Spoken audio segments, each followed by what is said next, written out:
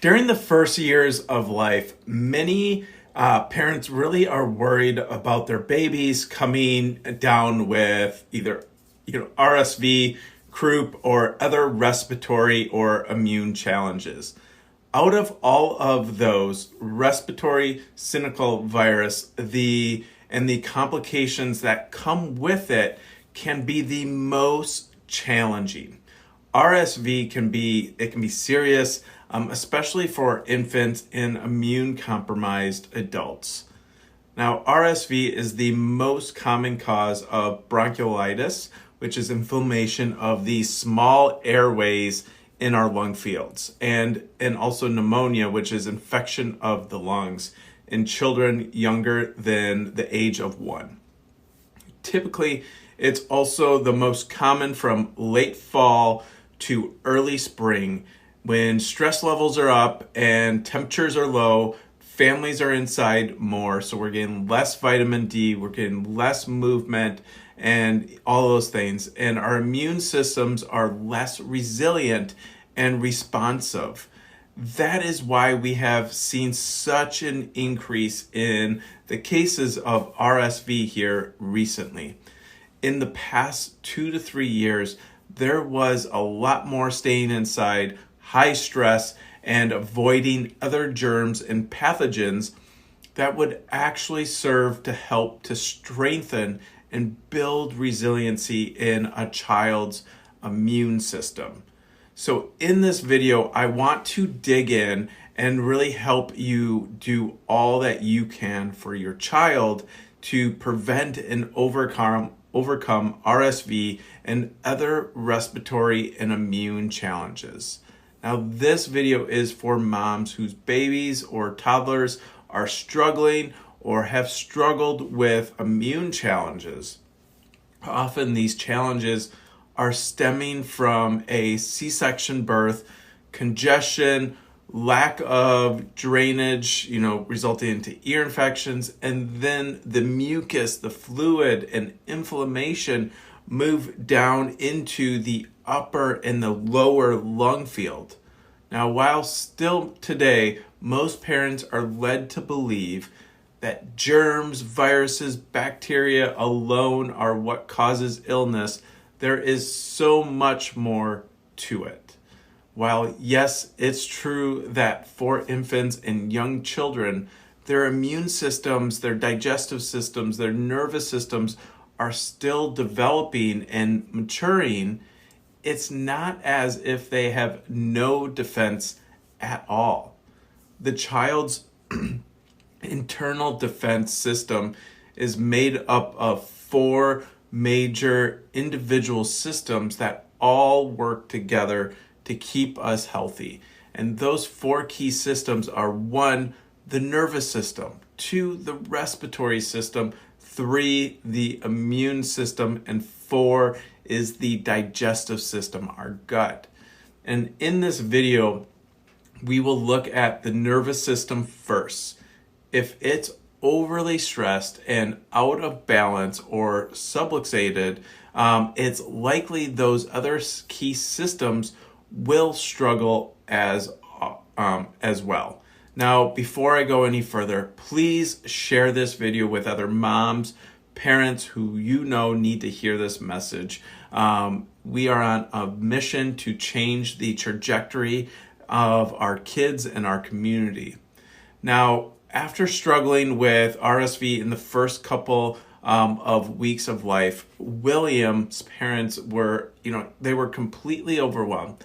They felt like he was never the same after that, and his challenges kept compiling from sleeping struggles to silent reflex and extreme discomfort.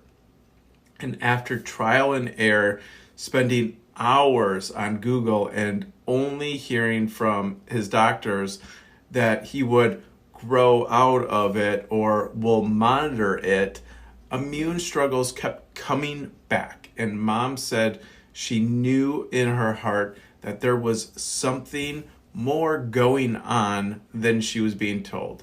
And she continued to boldly search for answers. And that's when she stumbled upon pediatric chiropractic. When William conquered his care plan, their lives completely changed. He was sleeping better. He was able to turn his head better, and everyone described, him as a happy baby finally. And now to also talk about my son's own journey with RSV. He got RSV last year, and he had to be hospitalized and put on oxygen for a few days. And while in the hospital, though, I would check him frequently and adjust when he needed to be, so we could support that nervous system so that it could do what it really needed to do at that time, which was to heal and then help support the immune system, because that is what controls the immune system.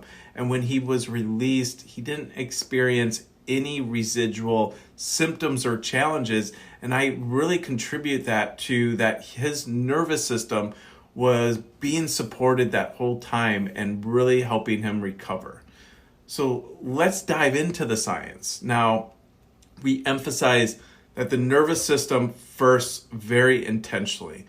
What we know today is that it's the nervous system's job to control, to regulate, to modulate all other systems, and many others as well.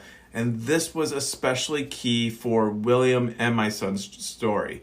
Therefore, if a child's nervous system is stressed, and not functioning properly, a condition known as dysautonomia, then the other three systems, the digestive, immune, and respiratory, also start to experience dysfunction in the following ways. We start to see decreased respiratory motility or movement, not being able to keep viruses like RSV from moving through and getting cleared out of the nose, the throat, and the airway and lungs.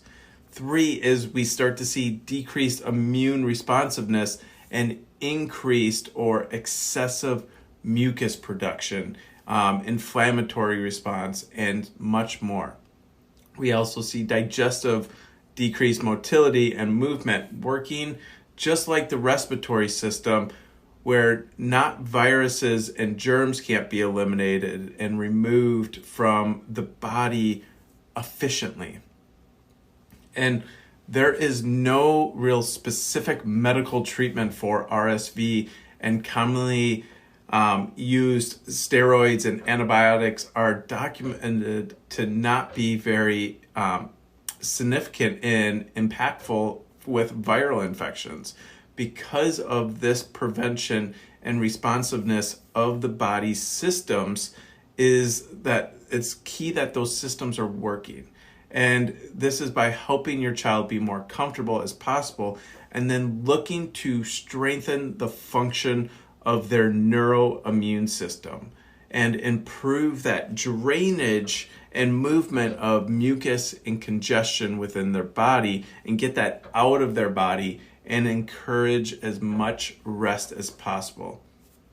So doing so could look like the following ways. We could use nasal saline or gentle suctioning, use a cool mist humidifier, encourage extra rest and sleep, encourage extra frequent feedings and fluids, because staying hydrated is absolutely key. And then adding in healthy foods and adding in immune boosting, pathogen fighting vitamins and supplements and herbs and essential oils, everything that we talk about in our nature's medicine cabinet. And getting your child under chiropractic care, or adding a boost adjustment if you are already under care. Now, to close this video, while that last key point, chiropractic care isn't something as easily or commonly found on a shelf at your local pharmacy or your health food store, it is one that was an absolute game changer for my son. Adjustments not only remove those stuck, trouble-causing subluxations in the short term, but they also handle dysautonomia and more long-standing neurological challenges that may be underlining the frequent colds, the congestion, and the respiratory infections that they experience. And the most important thing to focus on with RSV is prevention. If your child is very young or has added risk factors such as premature birth, extended NICU stay, birth trauma, or frequent use of antibiotics and steroids, then be sure to follow proactive and resiliency building steps as best as that you can. Now, when William conquered his care plan, their lives again completely changed. He was sleeping better. He was able to turn his head better, and everyone described him as a happy baby.